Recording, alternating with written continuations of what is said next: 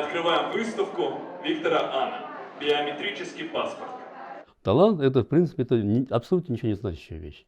Он всегда найдет, что сказать.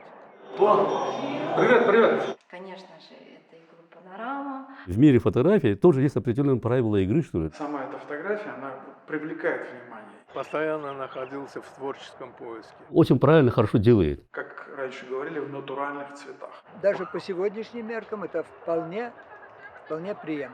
Так что все перекликается.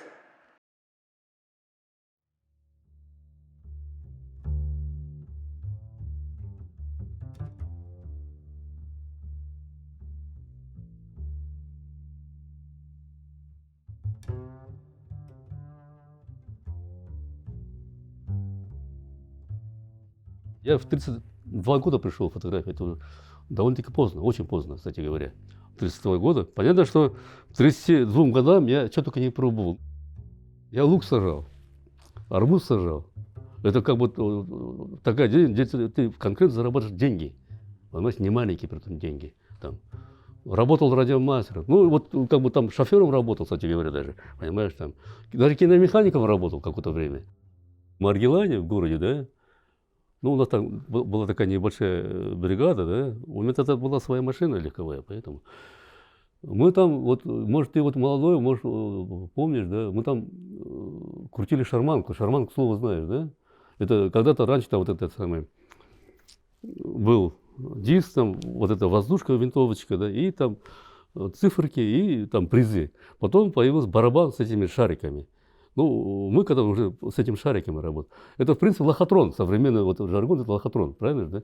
И в Маргелане мы крутили вот этот барабан с этим призами. Короче, бабки делали. А у меня вот друг был, он как раз с Ташкента ехал домой. Дурака не валяй, говорит, да? Давай все это бросай, говорит, езжай в Ташкент, говорит, да? Мы там, вот открылся в Ташкенте в 1978 году корреспондентский пункт корейской редакции. Сама редакция, она в Алмате была. Это была такая газета, такая «Ленин Кичи». Это единственная газета по всем, вот это, ну, постсоветскому пространству, которая для именно корейцев. Давай, там, говорит, фотокор требуется. Мы уже, мы журналисты уже сформировались, как бы, да, там их, там, 5 человек, по-моему, там самые собрали. Фотокор требуется. И там, говорит, там очередь стоит уже этих вот ташкентских фотографов, которые хотят там устроить. Ты давай езжай. Я же не фотограф, да? Да ты возьми, там с альбом что-то собери, да, и к шефу. Там у нас, ну, заведующий корпунктом, да. Ну ладно, там что-то собрал, да. Пришел. Но, видимо, фотографии домашние, которые я принес, как-то они были для него, видимо, интересны, да. И он сказал, пиши заявление. Я даже технологии толком не знал. Вот, ну, снимал там, как на авозе, как бы, да, все это делаешь, там. Пошел, купил там проявитель, там, инструкцию прочитал, как бы, да, там, да, и по ней, как бы, делаешь. Вот эти поиски были. И я вот это помню, да, вот, конечно, вот главный фактор, когда я стал заниматься фотографией, в смысле уже работая в газете, да, вот именно тогда я просто понял, да, вот прям буквально через какое-то время, вот, даже в начале, как бы, вот этого пути, вот это мое, вот все. У нас там фотоклуб же был, да, «Панорама», мы там как бы вот, ну, все тусовались там, да. Я просто тогда вот для себя делал вывод, да, я вот, ну ладно, вот будем заниматься, наверное, узбекской темой, к примеру, как бы, да. Ты же живешь же, да. Ну, просто тогда я вот понял, что как бы я вот там лучше тебя там или кого-то хуже или лучше не снимал, да, но я саму тему, да, лучше вот узбека я не сниму. Потому что он вот эту тему, он даже плохо зная фотографию, но он клеткой это чувствует. Если говорить о свободном фотографе, вообще-то не имеет абсолютного значения, ты профессиональный фотограф или не профессиональный. Абсолютно. Вот уже вот столько подтверждений, как бы, часто бывает, чаще всего бывает даже непрофессиональный фотограф, у него, конечно, гораздо более интересный фотограф, потому что он независим. Вот эти штампы, стереотипы, там, ну и вот это самое главное, этот ход мышления, понимаешь? Когда уже много лет, как бы он вот в этой профессии, да, там, это связано с заказами, правильно же, да? Ты так и так, как бы, уже как бы, живешь этим же, и ты впитываешь, и ему тяжелее. Он вот как бы меньше имеет доступа, наверное, понимаешь? Вот. Ну, правда, это зависит от направление, чем он занимается. В любой очень хорошей фотографии, да, когда снимает профессионал, я вот разделяю любителя от профессионала вот именно в этом, понимаешь? Он вот в силу вот этого багажа знаний, да, он знает в совершенстве законы композиции, да, и он вот все это дело очень правильно, хорошо делает, понимаешь? Вот находит комбинации, там самые этих 5, да, но ты дело в чем? Это вмешивание называется, понимаешь? Ты не произвольно, да, я имею в виду даже не постановка, и постановка само собой, как бы, да, это ты уже вмешиваешься, да, даже не постановочный кадр, но они же очень, как бы, он видит, он ищет вот эту комбинацию, да, вот, но он уже вмешался, понимаешь? Любитель, он не знает эти композиции. Он то, что он видит, как бы, да, от души взял, щелкнул, да, и там вот эти случайности, да, вот через 50 лет они, оказывается, становятся ценными. Мы рады приветствовать вас в галерее Бонуфактум. В этот значимый день мы открываем выставку Виктора Ана «Биометрический паспорт».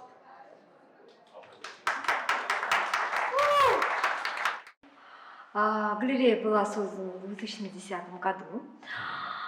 Это была полная частная инициатива, то есть это была первая галерея, потому что, к сожалению, к тому времени, в то время и к нашему сегодняшнему дню у нас не существует арт-рынка. И если не существует галереи, это не значит, что, в принципе, нет искусства. Это просто нет как бы арт-рынка, который мог бы поднять наше искусство вообще. Арт-галерея – это альтернативная площадка. Мы представляем здесь как фотографии, так и живопись, как академиков, так и молодых. У нас очень много проектов, это связано с музыкой, танцем, хореографией. Сейчас у нас новый проект, мы работаем с детьми из детдома. Это фабрика, мы создали с ними фабрику искусств. То есть мы однажды работали с детьми из детдома в деревне Сос. Это подростки от 15 до 21 года. Это была как арт-реабилитация, терапия. Но мы потом поняли, что для них важнее вот именно в этом периоде, при выходе из детского дома, то есть они боятся жизни. И при выходе они не знают, что делать. И это колоссальный страх. Может быть, от того они бывают агрессивны, от того, может, мы их не можем понять, но они постоянно в поисках работы. То есть мы, если завершили как бы проект, они приходят, опа, может быть, подработать, где-то можно работу найти и так далее, и так далее. И мы подумали и решили, что, наверное, для нас это проще, потому что у нас есть очень много талантливых специалистов, которые могут дать просто навыки. Эти фотографии сделаны известным фотографом Прокудин-Горским, Сергеем Михайловичем Прокудин-Горским.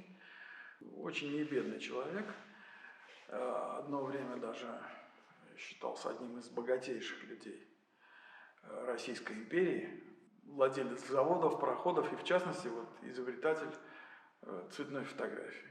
То есть он каждую пластинку снимал за зеленым фильтром, за голубым и за красным. Потом совмещал все, получалось снимок, как раньше говорили, в натуральных цветах. Проект назывался «Лики Российской империи». У него даже есть один очень известный портрет Толстого, Льва Толстого. Он, когда его снимал, пластинки, на которые он снял, он вез в руках вот так вот, на вытянутых руках. То есть он 1,5 года только с ним договаривался. Толстой был очень несговорчивый человек. Вот, но он все равно договорился с ним. Это очень известный портрет. Вот первый портрет Толстого цветной сделал именно Прокудин-Горский. Почему мне нравится эта фотография? Потому что здесь композиционное решение, вот чисто фотографом, очень удачное.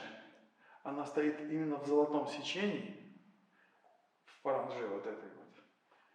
И сама эта фотография, она привлекает внимание, и она очень хорошо сохранилась. Вот прошло 100 лет, негативы до сих пор сохранились, и до сих пор с них печатают очень неплохие фотографии. Здесь практически все торговцы, которые были на Регистане на тот момент, когда мы видите, что некоторые одеты очень неплохо, а некоторые просто дервиши, мальчишки и так далее. Это в Бухаре снято. И практически здесь установлена только вот эта передняя часть.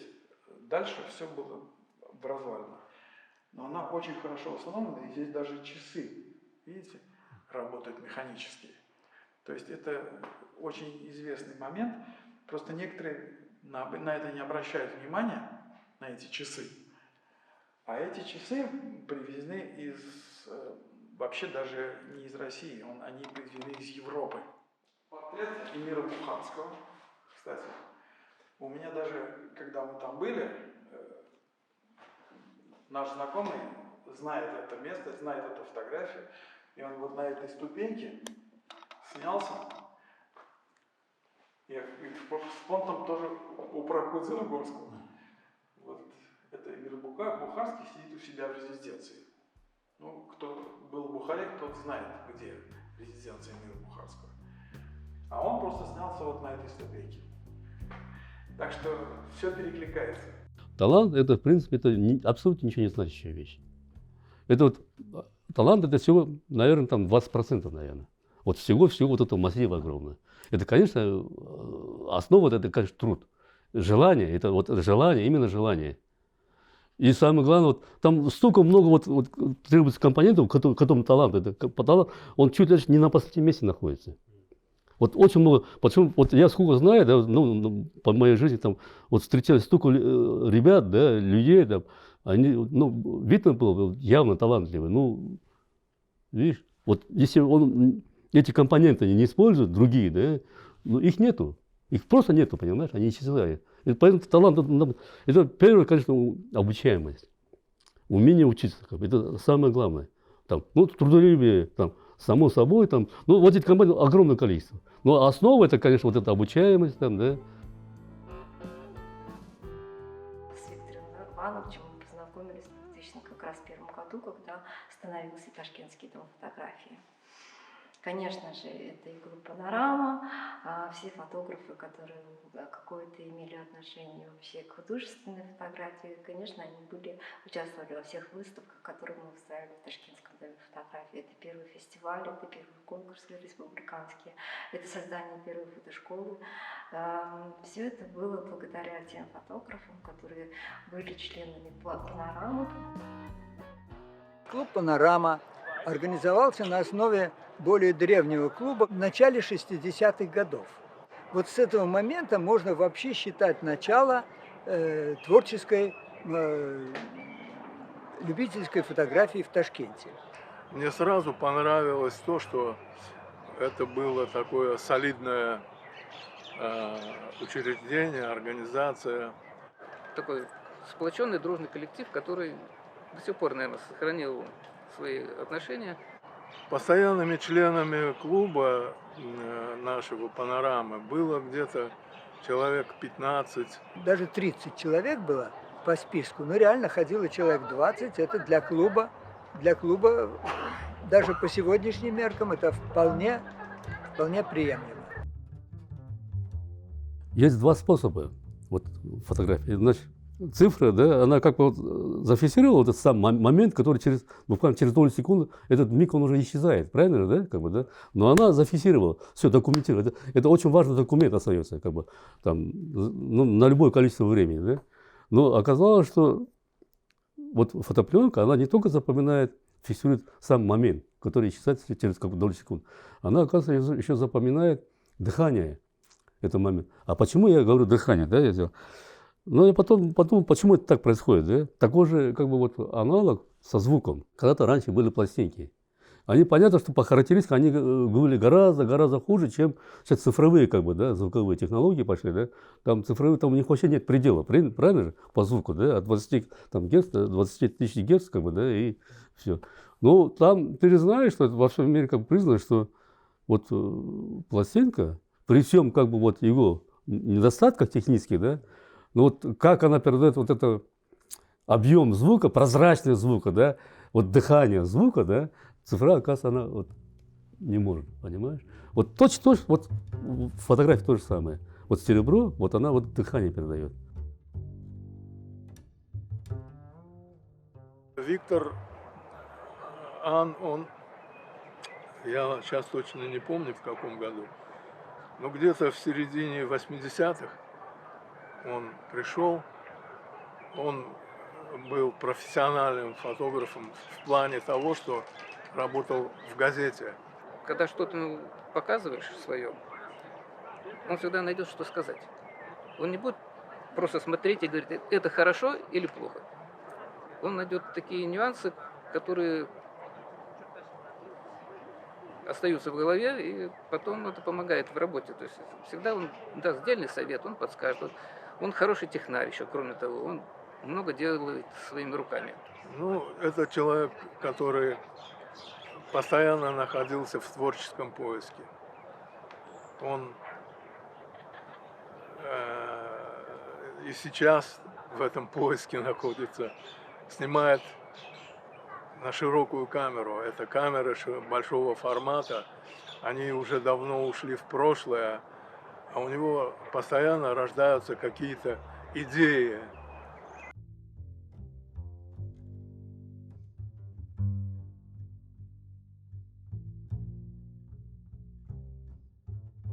Но рано или поздно вот возникает вопрос, куда тебе, как творческому человеку, куда тебе идти. Ну, вот каждый художник ищет свой вариант, правильно? Это заложено у нас, да?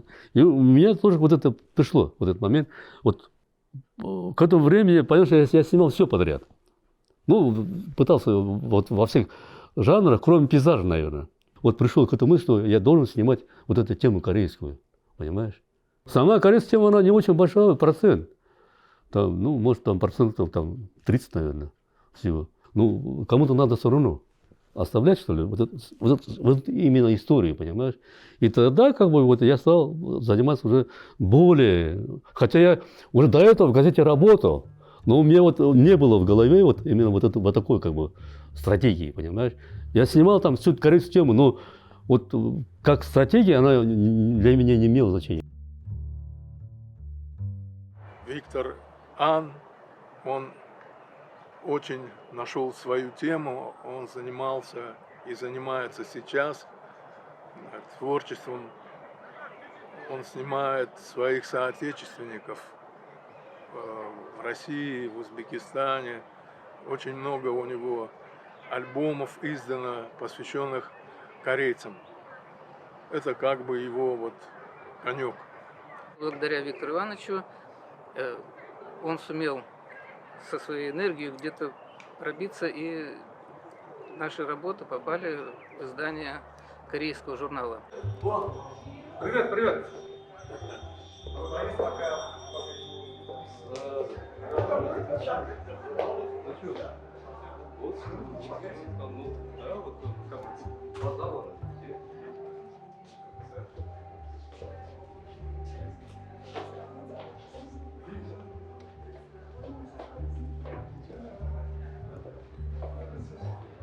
Фотографии я старался не давать.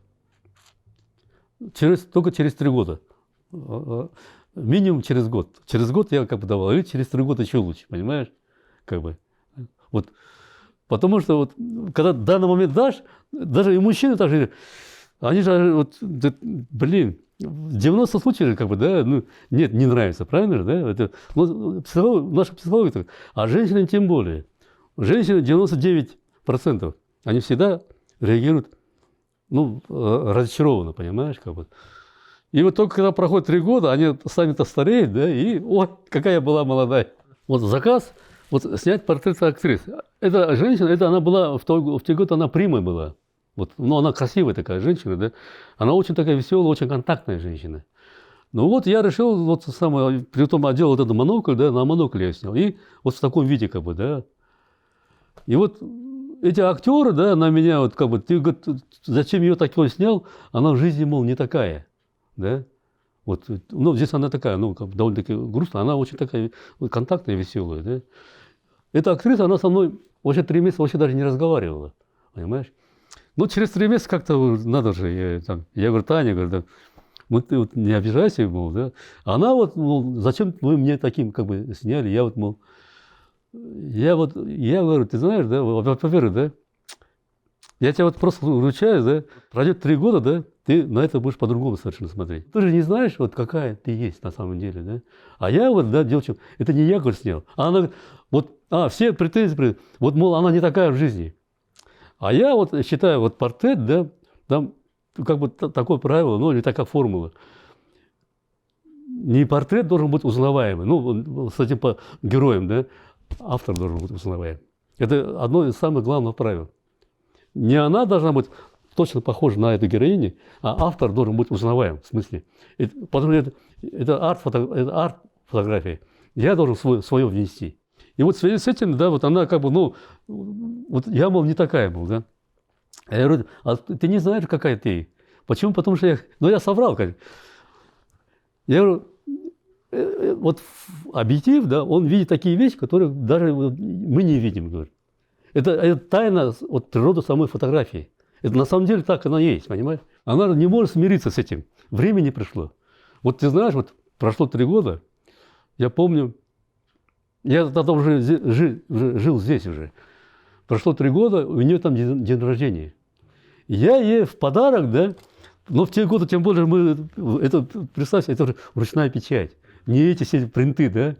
У меня был выставочный образец, притом, отпечатан когда-то, да. Я в подарок ей через 3 года отправил эту фотографию, притом ручную. Слушай, вот через 3 года она настолько дозрела, да, она женщина таким, ну, с достатком, понимаешь, деньги. Она за $300 купила раму, блин. И оформила это, и на самом видном месте как бы повесила у себя, понимаешь. Вот, ну, время, она, ну, как бы дозрела, так называемая. Видишь, это опять-таки связано с феноменом самой, с ценностью и феноменом самой фотографии. Видишь, что она вытворяет.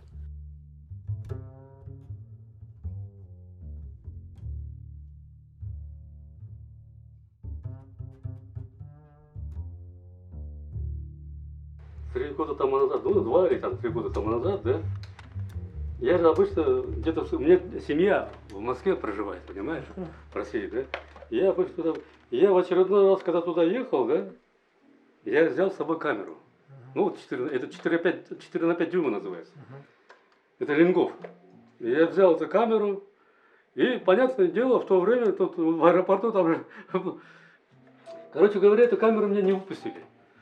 Мотивировка, все, что касается больше 50 лет, да, не знаю, закон же такой, да, вплоть до книг же, кстати говоря, подпадает как бы, не положено, запрещенный вывоз, понимаешь. Я что делать? Я вынужден был выбежать с аэропорта, там, прямо первую встречу таксиста оставить камеру и улететь. И я улетел без камеры. Получается, то, что я планировал съемку, у меня съемка не состоялась. И что вот потом, когда я приехал в Ташкент обратно уже, да, после поездки, я что сделал? Я поехал на базар, купил болгарку. Ну, болгарка, знаешь, такая, которая, да? Да, я знаю. Я купил болгарку, там, ну, мне там дрель была, все, да. И зимой там где-то, ну, я не знаю, там месяца там 1,5, наверное, сидел. И именно вот взял эти угольники всякие, да, и из болгарки, да, собрал самодельную камеру, вот такую же примерно. Не точно, но такую примерно. Именно для этого формата, для формата 4 на 5. И самодельную камеру я сделал тогда, понимаешь? Правда, я использовал от фотокора вот это как бы, ну, рельсы использовал, да, остальное все как бы самодельное было. И потом я уже с этой камерой в следующую поездку поехал опять в Россию. Ну, там на таможне, конечно, когда они видят, да, такая страшная камера, да, что за камера, да, я говорю, самодельная, они там смеются, да, и таким образом я как бы проезжал, понимаешь, конкретно не положено. Вот, ну, у нас закон такой в расписании, понимаешь. Вот такой случай был, вот именно вот с этой камерой. И потом я эту камеру там ну, подарил этому музею, там, да, у нас вот это как бы музей, ушах-музей. А вот это Лингов, я уже взял его, как бы его, ну, облегчил, там взял, всю продрелил, да, чтобы она как бы была такая, ну, никаких признаков, так называемой, какой-то там старой фирмы, чтобы не оставалось, понимаешь? И вот таким образом я уже, вот, ну, как бы пользовал таким вот, ну, модифицированный, что ли, самый. Но эта камера у меня только для передвижной съемки. А вот в стационаре я как бы снимаю, ну, вот на эту технику.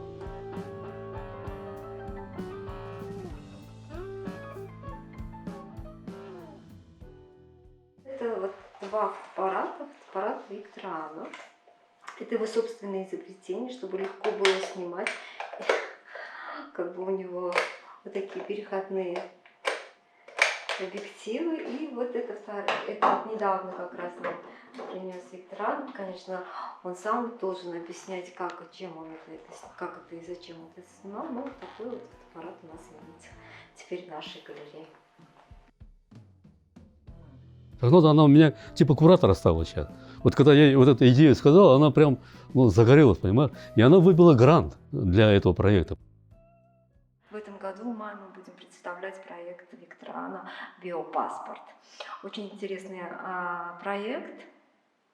Причем он, конечно, вы уже знаете, как он снимает и какой камерой он снимает. Но для меня был интересен сам факт. Он снимает людей, где каждая морщинка, каждое пятно, взгляд говорит о пройденной жизни. То есть каждая морщинка говорит о той или иной событии, которое переживал этот человек. К фотографиям приложен еще и отпечаток пальца. То есть это линии судьбы. По пальцу мы знаем все, что мы определяем людей не только по лицу, но и по отпечатку пальца. В прошлом году у меня появился такой проект, называется «Портреты для биометрического паспорта» называется. Ну, само уже название, она уже как-то уже более как бы такая расшифровываемая. Понимаете? Это связано, кстати говоря, вот с нашей с нашей территорией. Вот, ну, у нас, знаешь, вот этот казус, собственно говоря, ну, много всяких там, включая даже и то, что у нас, почему паспорта постоянно неудачные бывают, но все равно связаны как бы вот с этим. А почему вот суть как бы вот этой концепции, да? Ты знаешь, особенно в Европе, как бы, да, уже, вот все мы, люди, мы знаем, что мы уже законом в любом государстве, ну, явно в цивильном государстве, защищены законом защита нашей собственной территории. Если ты заметишь, что твой сосед, да, с другого окна за тобой наблюдает, ты же полное право имеешь подать на него в суд же, правильно, да, как бы так, да? Вот как бы так. И у нас это в голове, и, особенно в Европе, вот эта проблема снимать. Ну, я имею в виду, вот, хоть где, понимаешь? Любой человек может опротестовать тебя, в общем. Вот ты же видишь, да, вот это каждая пора, да, вот, потому что здесь у меня 19 точек. Если моноблок уже относит точек, а тут и все 19 точек, каждая, они бьют чуть-чуть под разными углами. И понятно, вот каждая пора, она вот прямо обрисована, да, гораздо более как бы, ну, вот, фактурно, что ли, да. Это очень важный момент, почему? Потому что здесь на мониторе это не видно, да, но когда я делаю распечаток более метра, да, вот там все вот, ну, по-другому. Вот оказывается, что с цифрой я делаю более метровую фотографию, вдруг оказывается, что она не объемная. Обычно, как правило, цифра она делает изображение плоским. Это из-за очень большой глубины резкости. На цифре даже изображение выглядит лучше, чем на аналоге, на мониторе. Ну, я именно на маленьком. Но когда делаю вот метровую фотографию, там уже все происходит по-другому, потому что вдруг обнаружишь, что она плоская, не очень объемная, да, и самое главное, вот вдруг ты обнаружишь, что там еще эти пиксели вылезают, понимаешь? Как бы так. Ну, а чего? Потому что нет этой информации. Ну, в 1,5 ногтя. А тут как раз-таки, когда вот здесь его не видать, но когда я делаю именно метровую боль, вот тут как раз-таки вот появляется новая информация, которую ты вот на этой площади не видел, да, а там уже ты это видишь, понимаешь? Вот именно вот такие, ну, подстойные такие, как бы такие, ну, вещи, что ли, да, есть. И вот именно на вот этой платформе, вот это у меня идея, как бы. Это что такое? Почему мне очень важно вот эти морщины? Это, в принципе, морщины, это история человека же любого, правильно же? Именно история человека. Я, конечно, вот выбираю людей, ну, определенного как бы возраста. И тут очень важный момент здесь, да, вот в этой серии, в этой идее, это концепция, да, вот это отпечаток пальца. Отпечаток пальца это не мой. Это очень важный момент. Почему? Потому что вот в мире фотографии тоже есть определенные правила игры, что ли, да. Почему? Потому что на фотошопе, да, вот реально все, что хочешь, можно сделать, правильно же, да? Но вот это правило, да, вот если такая честность определенная, понимаешь, но нельзя как бы вот в каких-то моментах не нарушать как бы, вот это. И это как бы не касается никого, никто и не знает. Но для себя, ты же знаешь, что, да, вот если Есть такая, ну, как бы, серия, к примеру, как бы, да, вот часто фотограф, особенно в Европе, применяет. Ну, ему хочется там какую-то там пожилую там бабульку снять там в таком захламленном доме, да. Ну, вот взял там пакет пыли, там, да, там посыпал, да. Нет, он будет ждать полгода, пока сама пыль, естественно, не осияет. Ай, слушай, получилось как шикарно. Это ты. Вот она. Вот два негатива. Я потом обязательно этот самый теплым пальцем, да, вот эти места. Ну, она под теплым пальцем, она быстрее как бы проявляется, там где тепло, понимаешь? И вот так вот я. Вот, ну, сейчас на сегодняшний день, как бы, да, ну, вот если раньше в каждой квартире, да, ну, так называемые, вот были эти ванночки всякие, там, фонари, нету сейчас их, понимаешь? В Ташкенте то же самое, там их всего там, у двоих там, может, там есть, как бы, понимаешь? Вот даже сам по себе вот этот, как бы, сюжет, вот с этой лаборатории, да, это уже как бы, я потом все опять тоже разберу же. Понятно, что теологически все равно ищет вариант, который вот не делали другие. Это природа любого художника, правильно же, да? Вот, ну, ради этого вот эта амбиция, которая, да, тебя подстегивает, и ради этого они, как, в принципе, посвящают как бы, свою жизнь, понимаешь? Я весь Ташкент обзвонил, со всего Ташкента собрал вот эти головки вспышечные. И вот потом собрал, да. Потом второе, да, ну ладно, вот как бы поры, они же, это же, они страшненькие же фотографии, в принципе, понимаешь? Вот, особенно если снимая вот, ну, модель, да, ну, понятно, что он будет очень, как бы, ну, расстроенный, в общем-то, понимаешь? Самое главное, вот эта идея, да, конечно, это схему-то сделать несложно, вот сама вот идея, именно не моноблоком, а вот именно вот этим количеством вот этих точек, как бы, да, добиться. Вот мне самое важное было вот именно вот эти поры. Немного о проекте. Проект «Биометрический паспорт» рассматривает связь психологического портрета человека с фотографией, которая используется для ID-документа. Лицо и отпечатки пальцев для биометрического паспорта – это линии, формы, которые дают информацию о структуре человека, кем человек является изначально, точнее, метрика лица. Сегодняшняя инсталляция называется «Туннель жизни». Инсталляция состоит из 20 пластин, и на каждом из них как бы есть разные колориты, да? То есть в жизни у нас бывают разные моменты и в разных годах. Вот. И вот хотел тоже использовать разные колориты, разные как бы тематики. Вот. Смотря вот с этой стороны, значит, с передней, вы можете увидеть старика, а с той стороны вы увидите ребенка. Вот. Да. И вот, смотря, значит, на этот портрет, вы увидите насквозь все его, так как это стекло прозрачное, да, вы увидите все его жизненные пути.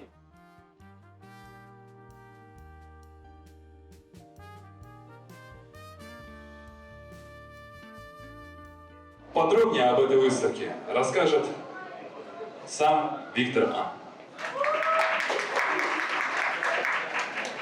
Здравствуйте. Вот я поменял зубы, да? Я и так до этого щепеляю, да? Сейчас еще больше стал щепелять, поэтому как бы самое нормально, да? Во-первых, как вот, ну, спасибо организаторам, да, вот, и ребятам молодым, которые как бы, помогали в оформлении этой выставки швейцарскому посольству. И вот я бы немножко хотел бы сказать просто, как бы, типа, ну, маленькую расшифровку, что ли, да? Вот всего вот этого проекта. Вот на этот проект у меня было снято около 70 человек, портрет, да? И снималось это на аналоговой технологии. Ну, в наше время, как все, цифровая технология, это пленка такая. Ну, я думаю, почему у меня была причина снимать именно на аналог. Вы же знаете, что вот, это свойство фотографии, да, вот она фиксирует как бы вот сам миг, который как бы через какой-то момент исчезает, да? Ну вот и вот если цифровая технология позволяет вот этот миг зафиксировать аж до какого-то такого молекулярного как бы, уровня, да? Аналог, конечно, он не позволяет, но у него есть одно такое свойство, которое как бы не свойственно цифре. Это он не только как бы сам миг фиксирует, он еще фиксирует само дыхание этого миг. Это особенность именно аналога. Это почему это так? Я думаю, это потому что аналогов она основана на серебре. Ну, серебро это как бы благородный металл.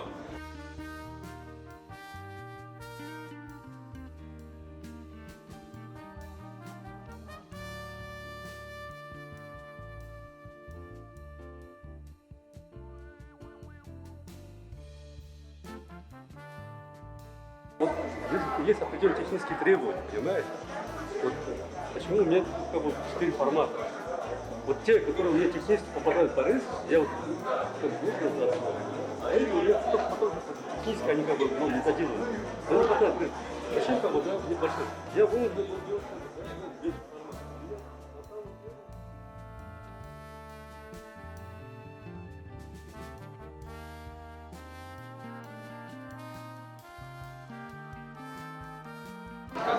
Спасибо вам большое. Еще что, да? Это проект не окончен, это только начало. Я думаю, там дальше буду продолжать, да? Поэтому все, кто с мордавками, да, пожалуйста, ко мне. Все.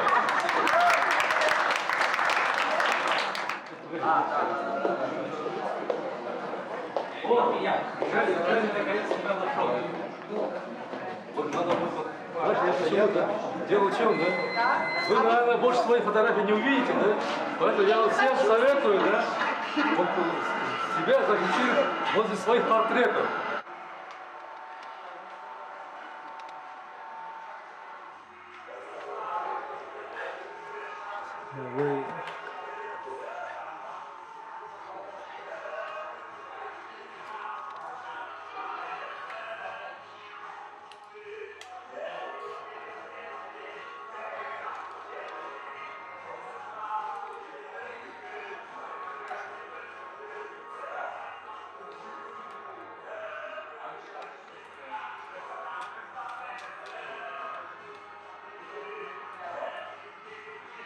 Вообще.